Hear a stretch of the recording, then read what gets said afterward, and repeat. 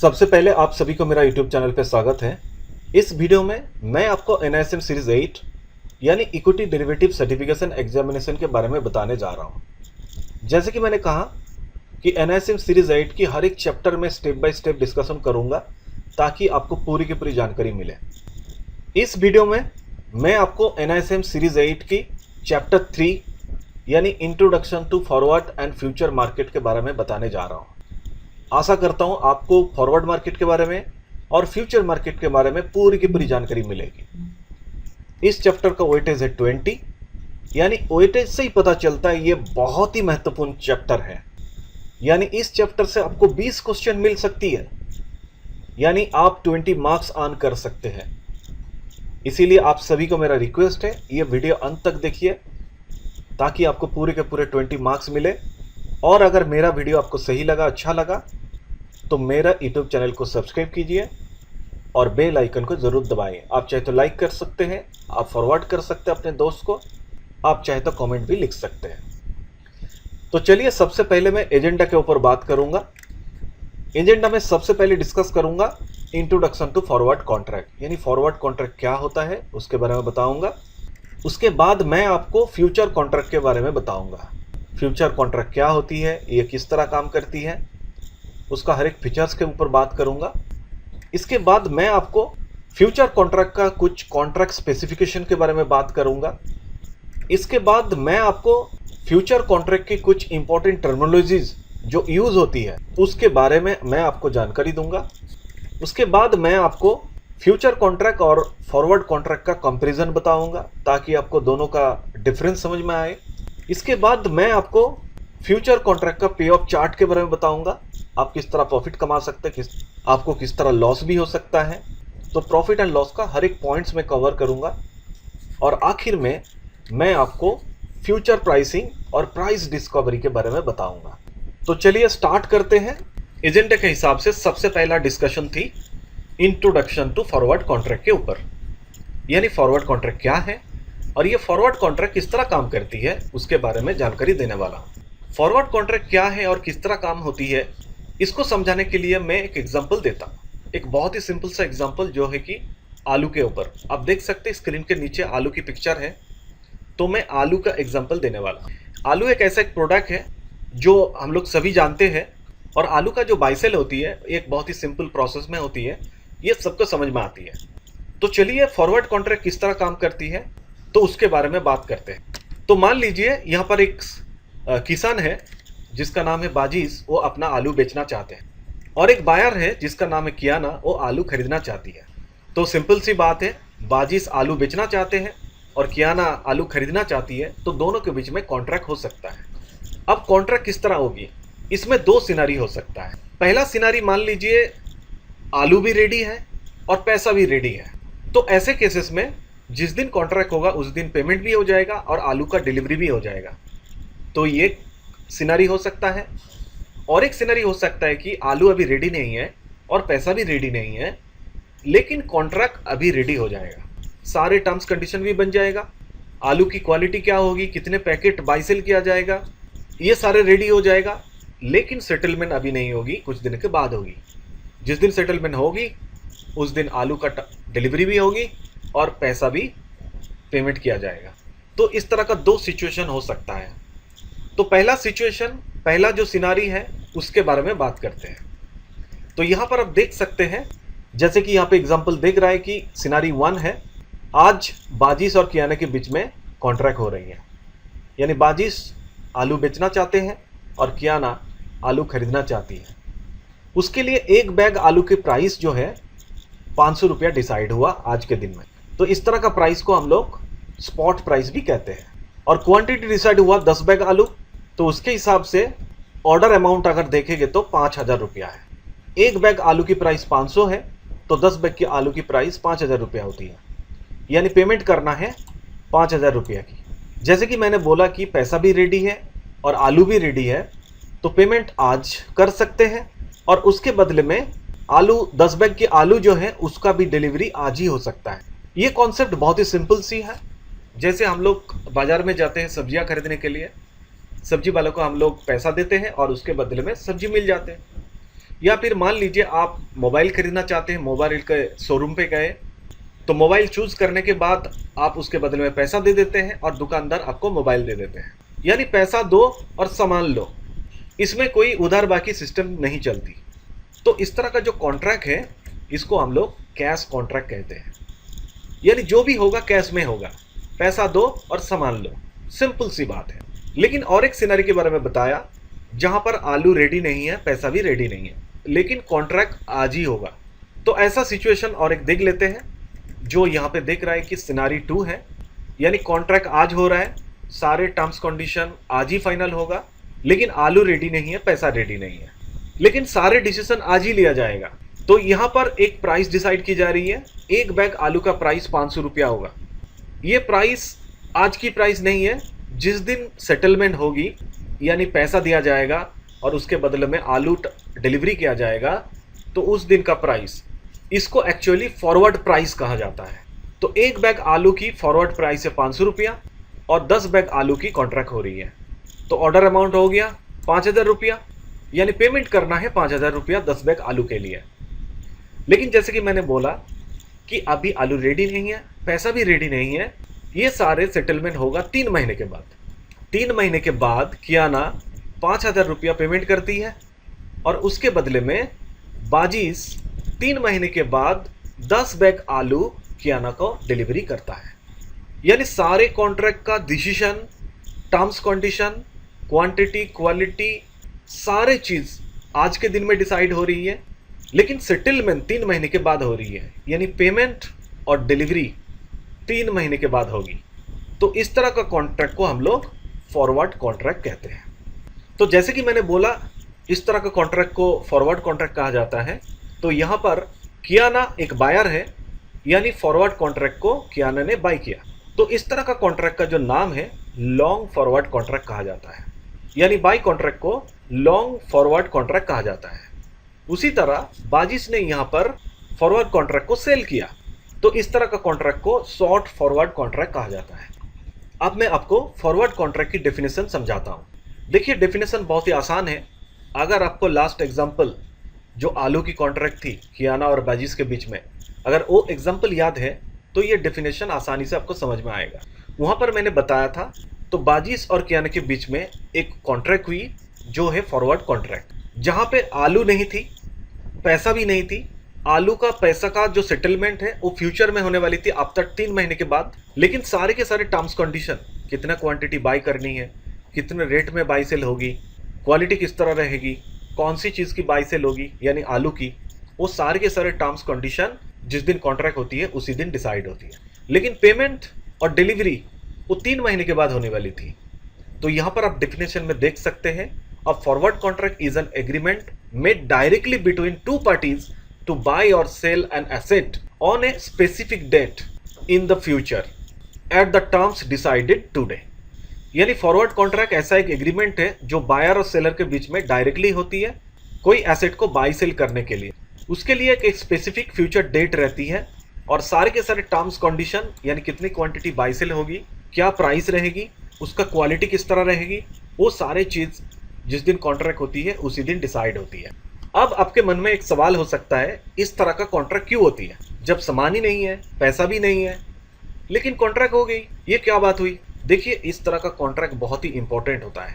तो मैं आपको समझाता हूँ ये कॉन्ट्रैक्ट क्यों किया जाता है। जैसे कि मैंने कहा लास्ट एग्जाम्पल में बाजिस और कियाना के बीच में कॉन्ट्रैक्ट हुआ जो एक फॉरवर्ड कॉन्ट्रैक्ट थी, जो मैंने आपको सिनेरियो 2 में दिखाया। कियाना वहाँ पर बायर थी जो आलू खरीदने वाली थी और बाजिस वहाँ पर एक सेलर था जो आलू बेचने वाला था। अब दोनों का प्रेडिक्शन अलग अलग होता है। देखिए, जैसे कि मैंने बोला कि 3 महीने के बाद सेटलमेंट होगा, यानी कियाना पैसा देगी और बाजिस आलू का डिलीवरी देगा। अब 3 महीने के बाद क्या होने वाली है किसी को पता है क्या? क्या बाजिस को पता है? क्या कियाना को पता है? किसी को भी जानकारी नहीं। इसीलिए वो लोग अपने आप को सेफ रखने के लिए आज के दिन में कॉन्ट्रैक्ट कर लेते हैं। बायर यानी कियाना, उसने डिसाइड किया कि 500 रुपया पर बैग आलू का कॉन्ट्रैक्ट डिसाइड किया। क्यों किया? इसका मेन रीजन है उसका एक प्रेडिक्शन है जो हो सकता है 3 महीने के बाद आलू का प्राइस बहुत ऊपर चले जाए। मान लीजिए 3 महीने के बाद आलू का प्राइस 600 रुपया पर बैग सेल हो रही है, तब वो अगर खरीदते हैं तो 600 रुपया करके देना पड़ेगा। लेकिन आज के दिन में अगर कॉन्ट्रैक्ट कर लेती है तो पर बैग उसको 500 रुपया करके देना पड़ेगा, लेकिन पेमेंट तो अभी नहीं करना है, 3 महीने के बाद ही करनी है। तो उसके लिए 100 रुपये का फायदा हो जाती है अगर उसका प्रेडिक्शन सही होती है। तो उसका प्रेडिक्शन यही रहता है कि इन फ्यूचर प्राइस ऊपर जा सकती है, इसीलिए वो फॉरवर्ड कॉन्ट्रैक्ट में आती है। उसी तरह 22 यहाँ पर एक सेलर था जो आलू बेच रहे थे, उसका भी एक प्रेडिक्शन होती है, उसको लगता है कि प्राइस गिर सकती है 3 महीने के बाद, इसीलिए उसने भी आज के दिन में 500 रुपया पर बैग आलू का प्राइस डिसाइड कर लिया, फॉरवर्ड कॉन्ट्रैक्ट कर लिया कियाना के साथ। उसको ये फील होता है 3 महीने के बाद अगर प्राइस नीचे गिरी, मान लीजिए 400 रुपया करके पर बैग सेल हो रही है, तो उसको 400 रुपये करके बेचना पड़ेगा, यानी उसका 100 रुपये का घटा हो सकता है, लॉस हो सकता है। तो इसीलिए वो आज के दिन में वो फॉरवर्ड कॉन्ट्रैक्ट कर लेता है। आलू की प्राइस चाहे नीचे गिरे उससे कोई मतलब नहीं है, 3 महीने के बाद उसको 500 रुपया पर बैग करके ही पेमेंट मिलेगी। अगर 3 महीने के बाद एक बैग आलू का प्राइस अगर 400 रुपया भी है, तब भी उसको 500 रुपया करके ही कियाना को पेमेंट करना है बाजिश को। तो इसी तरह बाजिश भी अपने आप को सेव कर लेते हैं। अब ये सारे चीज अपने आप का प्रेडिक्शन के ऊपर है। बायर का प्रेडिक्शन सोच अलग होती है, सेलर का प्रेडिक्शन सोच अलग होती है। दोनों को अपने आप को सेफ रखने के लिए इस तरह के फॉरवर्ड कॉन्ट्रैक्ट करते हैं। लेकिन किसको फायदा होती है, किसको लॉस होती है, ये तो फ्यूचर में पता चलेगा। जब 3 महीना होगा, 3 महीने के बाद जिस दिन पेमेंट करना है, तब पता चलेगा किसको प्रॉफिट हो रही, किसको लॉस हो रही, किसका प्रेडिक्शन सही हुई, किसका प्रेडिक्शन गलत हुई। इस तरह का फॉरवर्ड कॉन्ट्रैक्ट कमोडिटीज मार्केट में यूज होती है, फॉरेन एक्सचेंज में यूज होती है, इक्विटी मार्केट में, इंटरेस्ट रेट मार्केट में भी फॉरवर्ड कॉन्ट्रैक्ट यूज होती है। अब मैं आपको फॉरवर्ड कॉन्ट्रैक्ट की एसेंशियल फीचर्स के बारे में बताने जा रहा हूँ। देखिए, फॉरवर्ड कॉन्ट्रैक्ट अगर होती है तो इसमें 2 इंपॉर्टेंट फीचर्स होती है। सबसे पहला फीचर्स है कि ये एक बायलैटरल कॉन्ट्रैक्ट, यानी यहाँ पर 2 पार्टीज रहते हैं, एक बायर होती है और एक सेलर होती है, और बायर सेलर के बीच में कॉन्ट्रैक्ट होती है। जैसे कि मेरा लास्ट एग्जांपल में जहाँ पे आलू बाई सेल हो रही थी, वहाँ पर बायर थी कियाना और सेलर था बाजिश। तो बाजिश और कियाना के बीच में कॉन्ट्रैक्ट हुई। और दूसरा इंपॉर्टेंट फीचर्स है जो है कि जिस दिन कॉन्ट्रैक्ट होती है उसी दिन सारे के सारे टर्म्स कंडीशन डिसाइड हो जाती है। अब कौन सी टर्म्स कंडीशन डिसाइड होगी, तो जो भी कॉन्ट्रैक्ट बन रही है उस कॉन्ट्रैक्ट में जिस एसेट की बाई सेल हो रही है उसका प्राइस क्या होगी, कितनी क्वांटिटी का बाई सेल होगी, प्रोडक्ट की या फिर एसेट की क्वालिटी किस तरह रहेगी, जब एसेट की डिलीवरी की जाएगी उस समय कौन सी टर्म्स और कंडीशन मेंटेन करना है, और जब एसेट की सेटलमेंट होगी, पेमेंट होगी, तो उस समय पेमेंट किस तरह की जाएगी। ये सारे के सारे टर्म्स कंडीशन जिस दिन कॉन्ट्रैक्ट होती है उसी दिन फाइनल होती है, उसी दिन डिसाइड होती है और वो फिक्स रहती है। 3 महीने के बाद जब सेटलमेंट होती है उसी कॉन्ट्रैक्ट के आधार पे, उसी टर्म्स कंडीशन के आधार पे वो सेटलमेंट की जाती है। कोई भी टर्म्स कंडीशन चेंज नहीं होती है। तो आमतौर पे अगर आप देखेंगे तो फॉरवर्ड कॉन्ट्रैक्ट बहुत ही आसान है, इसमें बहुत सारे लोग काम भी करते हैं और आसानी से काम कर सकते हैं। लेकिन इसमें कुछ लिमिटेशन भी है, कुछ प्रॉब्लम भी है। अब वो लिमिटेशन क्या है? बेसिकली 2 ही लिमिटेशन है जो मैं यहाँ पे बता रहा हूँ। देखिए, सबसे पहला लिमिटेशन है लिक्विडिटी रिस्क, यानी फॉरवर्ड जो मार्केट है यहाँ पर, जैसे कि मैंने बोला, ये एक टेलर मेड कॉन्ट्रैक्ट है, यानी बायलैटरल कॉन्ट्रैक्ट है। यहाँ पे 2 पार्टीज की जरूरत है, एक बायर होती है और एक सेलर होती है। बायर और सेलर के बीच में कॉन्ट्रैक्ट होती है। अब इसमें एक एसेट को बाई सेल की जाती है जिसको हम लोग अंडरलाइंग एसेट कहते हैं। मेरा लास्ट एग्जांपल में जैसे कि मैंने बताया, आलू की बाई सेल हो रही थी कियाना और बाजिश के बीच में। कियाना बायर थी और बाजिश सेलर था, तो दोनों के बीच में कॉन्ट्रैक्ट हुआ। लेकिन फॉरवर्ड कॉन्ट्रैक्ट कभी भी एक्सचेंज में लिस्टेड नहीं होती है। एक्सचेंज में अगर लिस्टेड नहीं होती है तो हर किसी को पता नहीं चलता। अगर किसी को बाई करना है, किसी को सेल करना है, अगर एक्सचेंज में लिस्टेड नहीं है तो कहां से पता चलेगा? अगर उसको जानकारी है मार्केट के बारे में तभी उसको पता चलता है। अगर जानकारी नहीं रहता है प्रोडक्ट के बारे में, मार्केट के बारे में, तो उसको पता नहीं चलता है कौन सी चीज की बाई हो रही है, कौन सी चीज की सेल हो रही है फॉरवर्ड मार्केट में। तो बहुत समय बायर और सेलर की कमी होती है, बहुत समय बायर और सेलर नहीं मिलती है, जिसके वजह से कॉन्ट्रैक्ट को कंप्लीट नहीं किया जा सकता। मान लीजिए आपके पास एक कॉन्ट्रैक्ट है, आप उसको बेचना चाहते हैं, लेकिन उसको खरीदने के लिए तो कोई होना चाहिए, और इस तरह का कॉन्ट्रैक्ट एक्सचेंज में लिस्टेड नहीं है, जिसके वजह से किसी को पता भी नहीं चल रहा है। बहुत सारे लोग जानते नहीं है आप जिसमें कॉन्ट्रैक्ट करना चाहते हैं, इसीलिए बायर भी नहीं मिल रहा है। तो इस तरह का जो रिस्क है, इस तरह के रिस्क को हम लोग लिक्विडिटी रिस्क कहते हैं। और एक रिस्क है जिसको हम लोग काउंटर पार्टी रिस्क कहते हैं। इस तरह का रिस्क एक इकोनॉमिक लॉस हो जाता है, यानी पैसों का लॉस हो जाता है। जिस तरह का टर्म्स कंडीशन दिया जाता है कॉन्ट्रैक्ट में, अगर वो मेंटेन नहीं होता है तो कोई ना कोई एक पार्टी का लॉस हो जाता है फिनेंशियल। तो काउंटर पार्टी रिस्क समझाने के लिए मैं आपको वही एग्जांपल देता हूं। तो मेरा पिछले एग्जांपल पे जो बाजीज था वो सेलर था, जहां पर वो एक बैग आलू की प्राइस 500 रुपया डिसाइड किया था, यानी 500 रुपया करके वो आलू बेचना चाहता है हर एक बैग के लिए। उसका प्रेडिक्शन यही था कि 3 महीने के बाद आलू की प्राइस 500 से कम हो सकती है, इसीलिए उसने 500 रुपया में कॉन्ट्रैक्ट कर लिया कियाना के साथ। लेकिन मान लीजिए 3 महीने के बाद आलू की प्राइस पर बैग थोड़ा ऊपर चली गई। मान लीजिए एक बैग आलू की प्राइस 600 रुपया हो गई। अब उसको ये समझ में आया, मैंने तो 500 रुपये में कॉन्ट्रैक्ट कर लिया, यानी कियाना बाजीज को 500 रुपये करके ही पेमेंट करेगी। लेकिन 3 महीने के बाद अभी तो आलू की एक बैग की प्राइस है 600 रुपया करके मिलना चाहिए, यानी यहाँ पर उसका 100 रुपया पर बैग में लॉस हो रही है। तो ऐसे केसेस में बाजीज अपना कॉन्ट्रैक्ट को वॉइड कर सकती है। तो इस तरह का रिस्क को हम लोग काउंटर पार्टी रिस्क कहते हैं। सेम चीज कियाना के लिए भी हो सकता है। कियाना को अगर लगता है 500 रुपया में उसने फॉरवर्ड कॉन्ट्रैक्ट साइन किया, यानी 500 रुपये करके वो बाई करना चाहता है, उसका प्रेडिक्शन था का शेयर का प्राइस ऊपर जाने वाली है। अब 3 महीने के बाद एक बैग आलू के प्राइस हो गए 400 रुपये, यानी उसको ऐसा लगा मैं तो 500 रुपये करके दे रहा हूँ, लेकिन बाजार में तो 400 रुपये में आलू मिल रही है। तो ऐसे केसेस में उसका पर बैग में 100 रुपये करके लॉस हो रही है। तो ऐसे केसेस में भी वो कॉन्ट्रैक्ट वॉइड कर सकती है।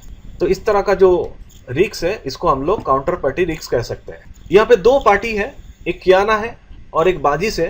तो कियाना के लिए काउंटर पार्टी हो गया बाजीज और बाजीज के लिए काउंटर पार्टी हो गया कियाना। तो एक दूसरे के ऊपर रिस्क बने रहती है।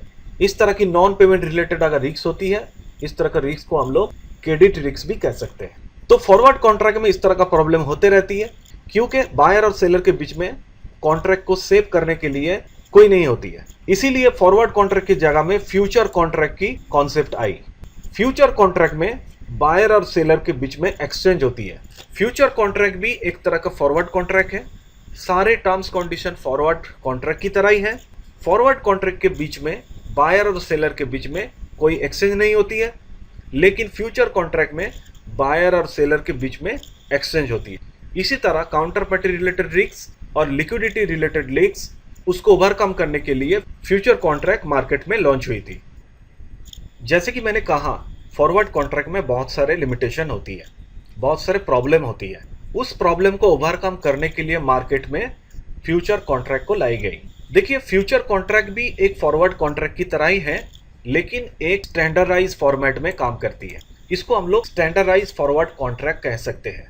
फॉरवर्ड कॉन्ट्रैक्ट में सबसे बड़ी दिक्कत थी बायर और सेलर के कॉन्ट्रैक्ट के बीच में कोई एक्सचेंज नहीं होती थी, जिसके वजह से बहुत सारी लिमिटेशन होती थी। जैसे कि मैंने कहा कि counter party risk, liquidity risk, इस तरह का रिस्क फॉरवर्ड मार्केट में है। लेकिन उसी फॉरवर्ड कॉन्ट्रैक्ट में अगर बायर और सेलर के बीच में अगर एक्सचेंज होती तो कभी इस तरह का रिस्क नहीं होती, क्योंकि जो भी कॉन्ट्रैक्ट होती वो सारे के सारे कॉन्ट्रैक्ट एक्सचेंज के द्वारा होती, एक्सचेंज के माध्यम से होती। इसीलिए फ्यूचर कॉन्ट्रैक्ट एक स्टैंडर्डाइज फॉरवर्ड कॉन्ट्रैक्ट है जो एक्सचेंज के माध्यम से होती है। तो फ्यूचर कॉन्ट्रैक्ट क्या है? फ्यूचर कॉन्ट्रैक्ट ऐसा एक कॉन्ट्रैक्ट है बायर और सेलर के बीच में जो एक्सचेंज के द्वारा होती है। इसमें बायर और सेलर के बीच में बाई सेल का एग्रीमेंट होती है एक फिक्स अमाउंट की, चाहे वो कमोडिटी हो सकती है या फिर फाइनेंशियल एसेट हो सकती है। उसके लिए एक फ्यूचर डेट डिसाइड होती है और एक एग्रीड प्राइस भी डिसाइड होती है, जो उस फ्यूचर डेट में कौन सी प्राइस में कॉन्ट्रैक्ट का सेटलमेंट होगी। यानी डेफिनेशन से पता चलता है, definition similar to forward contract है। ये फॉरवर्ड कॉन्ट्रैक्ट जैसा ही है, लेकिन यहाँ पर एक चीज़ ऐड हो गई जो है कि थ्रू ऑर्गेनाइज एक्सचेंज, यानी यहाँ पर एक्सचेंज होती है। बायर और सेलर का जो कॉन्ट्रैक्ट होती है वो सारे के सारे कॉन्ट्रैक्ट एक्सचेंज के माध्यम से होती है। इसीलिए किसी भी तरह की यहाँ पे काउंटर पार्टी रिस्क नहीं होती है, किसी भी तरह की लिक्विडिटी रिलेटेड रिस्क नहीं होती। तो ये बहुत ही ऑर्गेनाइज है, बहुत ही सेंट्रलाइज है, बहुत ही स्टैंडर्डाइज है। इसीलिए आज के दिन में ज़्यादा से ज़्यादा लोग फ्यूचर कॉन्ट्रैक्ट में ही काम करते हैं। तो फ्यूचर कॉन्ट्रैक्ट के भी बहुत सारे एसेंशियल फीचर्स हैं। तो चलिए उन फीचर्स को एक एक करके डिस्कस करते हैं। सबसे पहला इंपॉर्टेंट फीचर्स है, फॉरवर्ड कॉन्ट्रैक्ट की तरह यहाँ पर भी 2 पार्टीज होती है। फ्यूचर कॉन्ट्रैक्ट में भी यहाँ पर एक बायर होती है और एक सेलर होती है, दोनों के बीच में कॉन्ट्रैक्ट होती है। यहाँ पर जो भी कॉन्ट्रैक्ट होती है वो एक्सचेंज के द्वारा होती है। फॉरवर्ड कॉन्ट्रैक्ट में कोई एक्सचेंज नहीं होती थी, लेकिन फ्यूचर कॉन्ट्रैक्ट में बायर और सेलर के बीच में जो कॉन्ट्रैक्ट होती है वो सारे के सारे कॉन्ट्रैक्ट एक्सचेंज के माध्यम से ही होती है। इसके बाद नेक्स्ट इंपॉर्टेंट पॉइंट यहाँ पे प्राइस डिस्कवरी होती है। बायर कौन सी रेट में खरीदना चाहती है कॉन्ट्रैक्ट को, या फिर सेलर्स कौन सी रेट में बेचना चाहती है, तो ये सारे के सारे उनके सामने डिस्प्ले होती है। एकदम फ्री इंटरेक्शन होती है। अगर बायर सेलर को उसी प्राइस में अगर बाई सेल करनी है तो कर सकते हैं। एवरीथिंग इज ट्रांसपेरेंट, और ये ट्रांसपेरेंसी का काम एक्सचेंज करवाती है। इसके बाद नेक्स्ट इंपॉर्टेंट पॉइंट यहाँ पे मार्जिन पेमेंट किया जाता है। अगर आप बाई करना चाहते हैं फ्यूचर कॉन्ट्रैक्ट को, तो आपको भी मार्जिन पे करना है, यानी थोड़ी पैसे देना पड़ेगी। और आप अगर फ्यूचर कॉन्ट्रैक्ट को सेल करना चाहते हैं तब भी आपको थोड़ी पैसा मार्जिन देना पड़ेगा। यानी चाहे आप बाई करें या फिर सेल करें, दोनों को ही मार्जिन देना पड़ेगा, दोनों की पैसा देना पड़ेगा, तभी आपका कॉन्ट्रैक्ट बुक होगा। अब इस चीज़ को थोड़ा बहुत आपको कंफ्यूज लग सकता है, आगे चल के इसका क्लैरिटी मिल जाएगी आपको। नेक्स्ट इंपॉर्टेंट पॉइंट है क्वालिटी। जो भी क्वालिटी दिया जाएगा, यानी जिस एसेट का बाई सेल हो रही है, जिसको हम लोग अंडरलाइंग एसेट बोलते हैं, उसका क्वालिटी क्या होगा, जिस दिन कॉन्ट्रैक्ट होगा उसी दिन डिसाइड होगा। उसका स्टैंडर्डाइज फॉर्मेट जो होगा वो भी डिसाइड हो जाएगा। और कितनी क्वांटिटी बाई सेल होगी, जिस दिन कॉन्ट्रैक्ट हो रही है उसी दिन क्वांटिटी का भी डिसाइड किया जाएगा एक स्टैंडर्डाइज फॉर्मेट में। तो अगर हम लोग फीचर्स देखें तो फीचर में लगभग सारी चीज़ फॉरवर्ड कॉन्ट्रैक्ट की तरह ही है, लेकिन एक चीज़ एक्स्ट्रा है जो यहाँ पर एक्सचेंज की एग्जिस्टेंसी होती है। बायर और सेलर के बीच में जो कॉन्ट्रैक्ट होता है, यहाँ पर बीच में एक्सचेंज के थ्रू वो कॉन्ट्रैक्ट कंप्लीट होती है। अब मैं आपको फ्यूचर कॉन्ट्रैक्ट का कॉन्ट्रैक्ट स्पेसिफिकेशन के बारे में बताऊंगा। ये कॉन्ट्रैक्ट स्पेसिफिकेशन क्या होती है? देखिए, जैसे कि हम लोग जानते हैं, शेयर का प्राइस कोई कंट्रोल नहीं कर सकते। शेयर प्राइस का जो मूवमेंट होती है वो मार्केट की डिमांड सप्लाई के ऊपर डिपेंड करती है। जैसे जैसे डिमांड और सप्लाई की चेंजेस होती है, उसके आधार पे स्टॉक प्राइस का भी मूवमेंट चेंज होती है। प्राइस अलावा बहुत सारे टर्म्स कंडीशन एक्सचेंज बनाती है।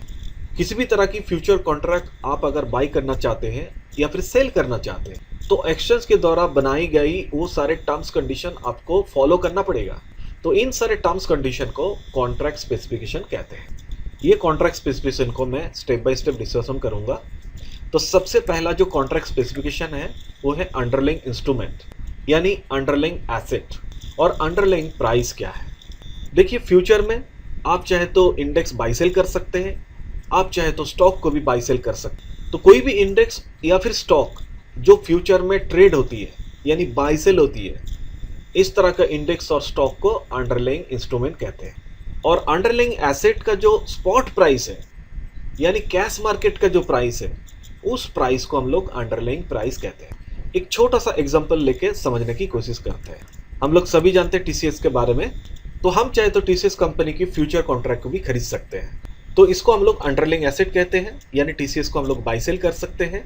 और टीसीएस कंपनी के जो शेयर्स हैं, कैश मार्केट में एक शेयर का प्राइस 4,000 रुपया दिख रही है, ये आज की प्राइस है, इसको हम लोग अंडरलाइंग प्राइस कहते हैं। नेक्स्ट हम लोग बात करेंगे लॉट साइज के ऊपर, इसको हम लोग कॉन्ट्रैक्ट साइज भी कहते हैं। देखिए, कैश मार्केट में अगर हम लोग शेयर को बाई करना चाहते हैं या फिर सेल करना चाहते हैं, उसके लिए इन्वेस्टर या फिर कस्टमर अपने हिसाब से शेयर्स को बाई करते हैं, सेल करते हैं। आप चाहे तो 1 शेयर खरीद सकते हैं, 10 शेयर खरीद सकते हैं, 15 शेयर खरीद सकते हैं, 1000 शेयर खरीद सकते हैं। फिर बेचने के टाइम में भी कुछ भी अमाउंट के शेयर्स, कुछ भी क्वांटिटी के शेयर्स आप बेच सकते हैं। आप चाहे तो 2 शेयर बेच दीजिए, 15 शेयर बेच दीजिए, 20 शेयर बेच दीजिए, ये आपकी मर्जी है।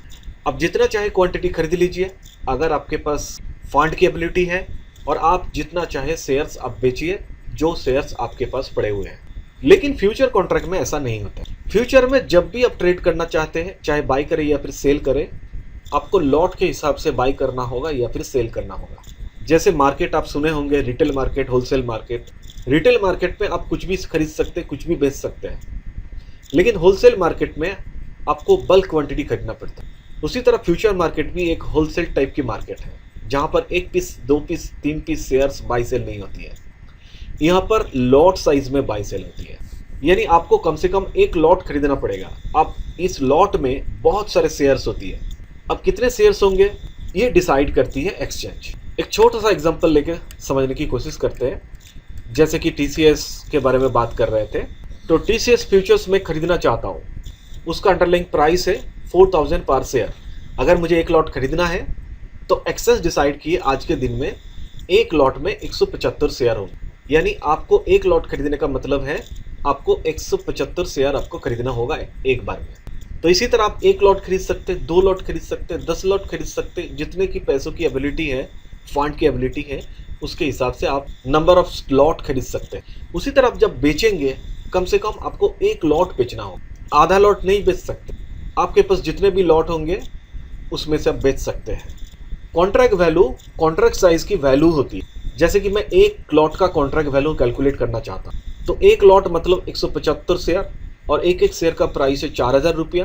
तो 175 शेयर को 4000 से मल्टीप्लाई कर दो तो कॉन्ट्रैक्ट वैल्यू हो जाती है 7 लाख रुपये। यानी जब भी आप ऑर्डर देंगे कम से कम 7 लाख रुपए का आपको ऑर्डर देना पड़ेगा, चाहे आप बाई करें या फिर सेल करें। इसी तरह आप 7 लाख का ऑर्डर लगा सकते हैं, 14 लाख का लगा सकते हैं, 21 लाख का लगा सकते हैं, यानी 7 लाख का मल्टीप्लाई ऑर्डर आप लगा सकते हैं।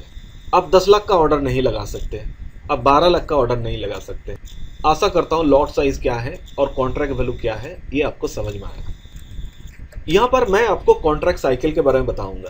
देखिए, कोई भी कॉन्ट्रैक्ट आप अगर खरीदते हैं तो उस कॉन्ट्रैक्ट में आप कितना दिन रहना चाहते हैं, उस टाइम फ्रेम को हम लोग कॉन्ट्रैक्ट साइकिल कहते हैं। इंडिया में चाहे आप इंडेक्स खरीदिए या फिर स्टॉक फ्यूचर खरीदे, इसमें नॉर्मली आपको 3 कॉन्ट्रैक्ट साइकिल मिलती है, नियर मंथ, नेक्स्ट मंथ, फर मंथ। अब आपको नियर मंथ लेना है या फिर नेक्स्ट मंथ लेना है या फिर फर मंथ की कॉन्ट्रैक्ट लेनी है, ये आपको डिसाइड करना है। नियर मंथ का वैलिडिटी है 1 महीना, नेक्स्ट मंथ का वैलिडिटी है 2 महीना और फर मंथ का वैलिडिटी है 3 महीना। यानी कम से कम आप 1 महीने के लिए कॉन्ट्रैक्ट को खरीद सकते हैं या फिर बेच सकते हैं, और मैक्सिमम 3 महीने के लिए आप कॉन्ट्रैक्ट को बाई कर सकते हैं या फिर सेल कर सकते हैं। NSE BSE weekly future contracts भी ऑफर करती है। अब ये नियर मंथ, नेक्स्ट मंथ, फार मंथ क्या है मैं आपको समझाने की कोशिश करता हूँ। मान लीजिए आपको TCS का फ्यूचर कॉन्ट्रैक्ट खरीदना है, आपको डिसाइड करना है उस कॉन्ट्रैक्ट में आपको कितना दिन रहना है। आपने डिसाइड किया कि 1 महीने के लिए रहना है, तो जिस महीने का आप कॉन्ट्रैक्ट लेते हैं अगर वो 1 महीने तक वैलिड होती तो उसको हम लोग नियर मंथ कहते हैं।